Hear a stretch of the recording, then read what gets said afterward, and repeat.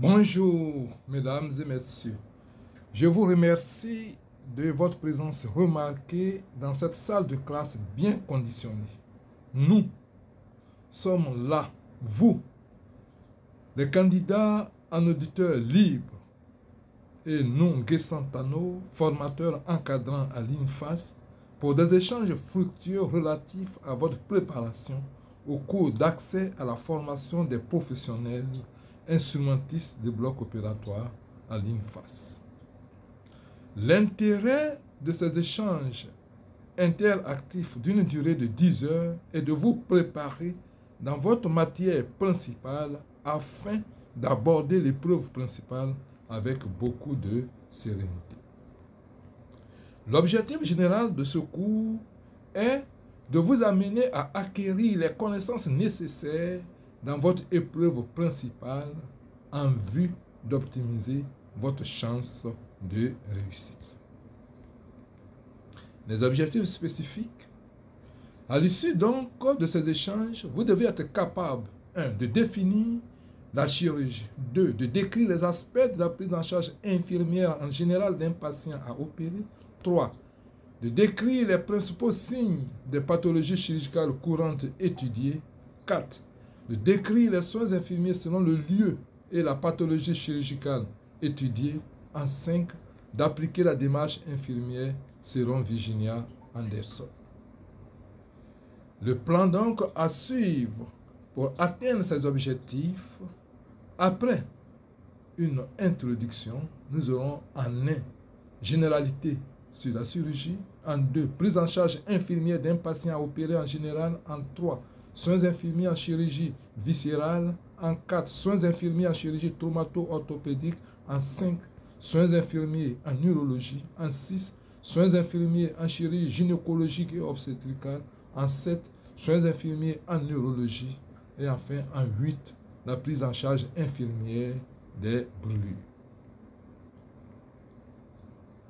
Nous allons donc aborder le premier chapitre, la généralité sur la chirurgie. Définition.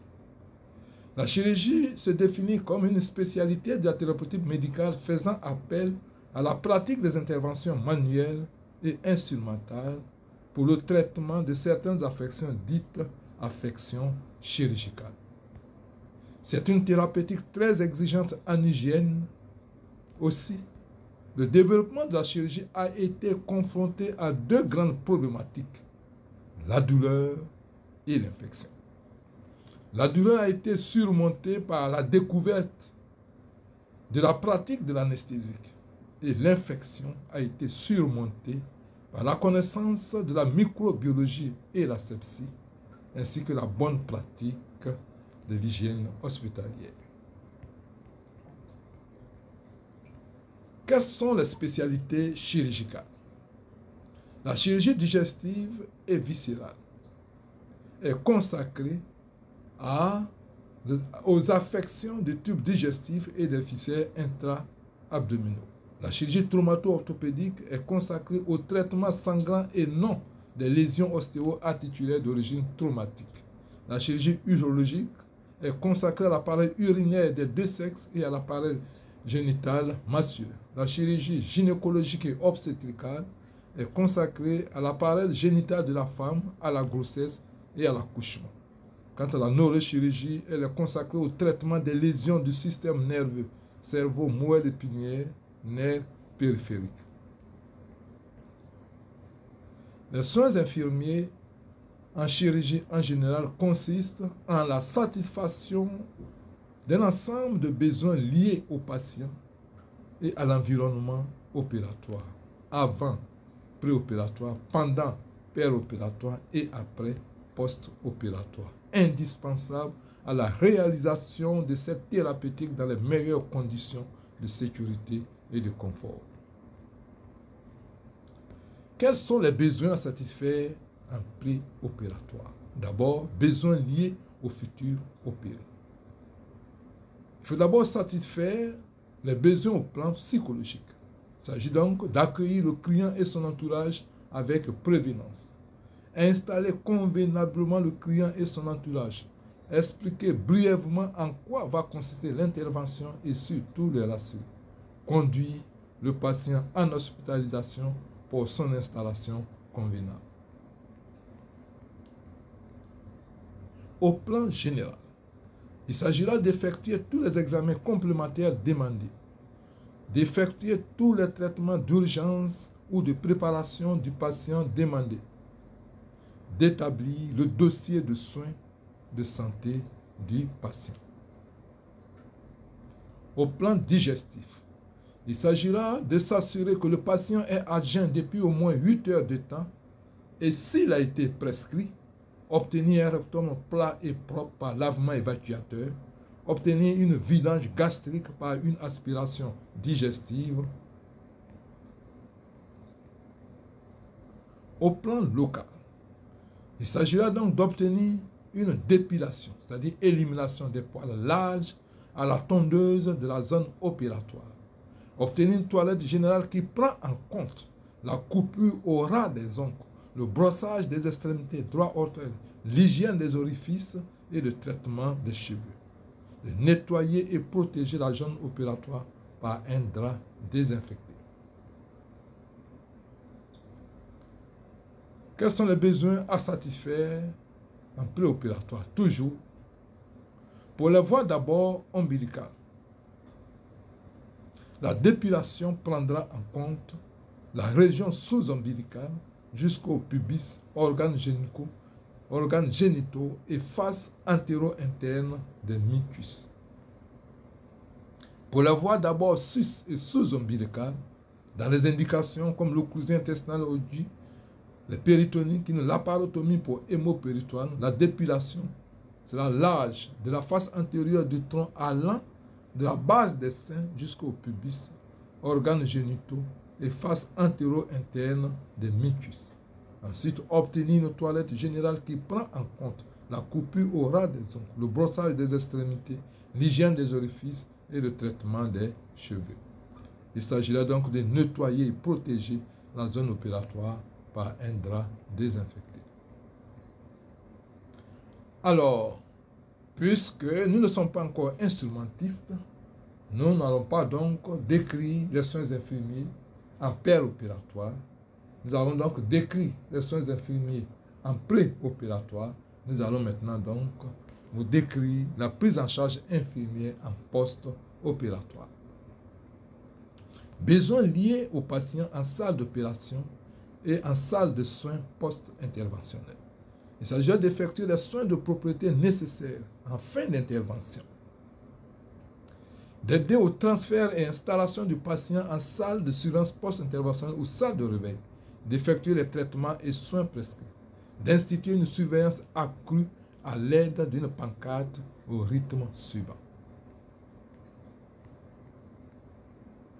À court terme, jusqu'au réveil complet du patient, c'est-à-dire les 24 premières heures, toutes les 4 heures pendant les 2 premières heures, puis toutes les demi-heures pendant les 4 heures suivantes, ensuite toutes les heures ou toutes les 2 heures pendant les 18 heures suivantes.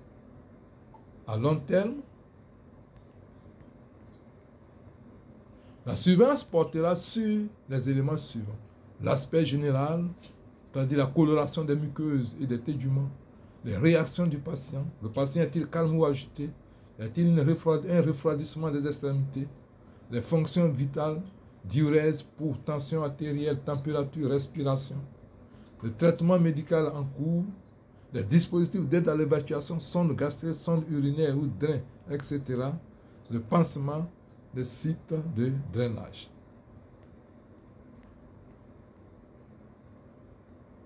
Surveillance et soins infirmiers post-opératoires en hospitalisation. Au deuxième jour, c'est-à-dire J1, les besoins de propriété et de confort, c'est-à-dire toilette générale, massage des jambes d'appui, change de literie, réfection du lit, changement de position.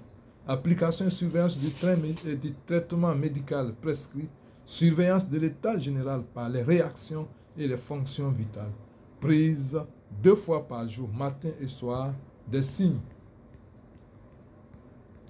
vitaux. Prise quotidienne de la diurèse. Surveillance du pansement au niveau de la plaie et du drainage éventuel. Ablation après avis du chirurgien d'une sonde urinaire éventuelle. Notation de façon appropriée les soins et les paramètres de surveillance sur la pancarte. Au troisième jour, J2, besoin de propriété et de confort. Comme on l'a déjà décrit, application et surveillance du traitement médical et soins prestés. Surveillance de l'état général par les réactions et les fonctions vitales. Prise 2 fois par jour, matin et soir, des signes vitaux. Température, tension artérielle, respiration, pouls. Prise quotidienne de la diurèse. Surveillance et soins post-opératoires en hospitalisation. Au troisième jour, J2, pansement et surveillance au niveau de la plaie. Mobilisation, pansement et surveillance du drainage éventuel. Ablation après avis du chirurgien d'une sonde urinaire ou gastrique éventuelle. Notation de façon appropriée, soins et paramètres de surveillance sur la pancarte. Surveillance et soins post-opératoires en hospitalisation. Au-delà du troisième jour, faites la même chose que les jours suivants. Voilà. Contrôle du transit et reprise. Appliquer les consignes prescrites. Ablation d'une sonde digestive éventuelle ou alimentation progressive. Pansement avec ablation éventuelle des trains. Pansement de la plaie chirurgicale avec ablation éventuelle des fils. Un fil sur 2, d'abord au 8e jour, puis tous les fils au 10e jour en général.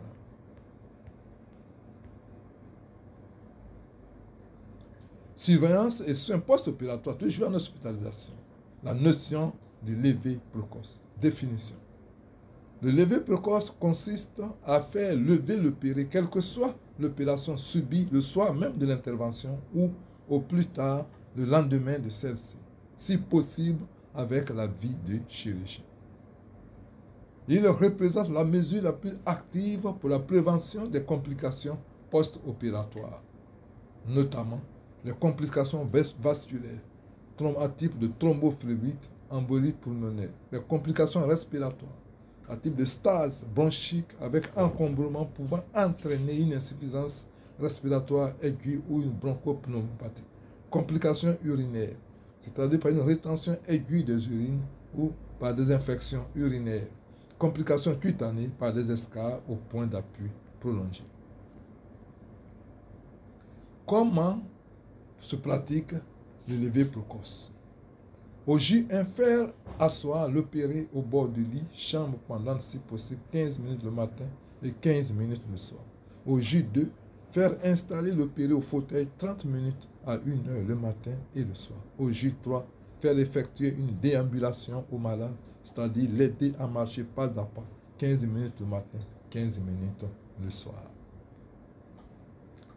Nous venons donc ainsi de terminer le premier cours sur la prise en charge en général d'un patient à opérer. Je vous souhaite un bon retour et demain, nous allons donc aborder le chapitre sur les soins infirmiers en chirurgie viscérale.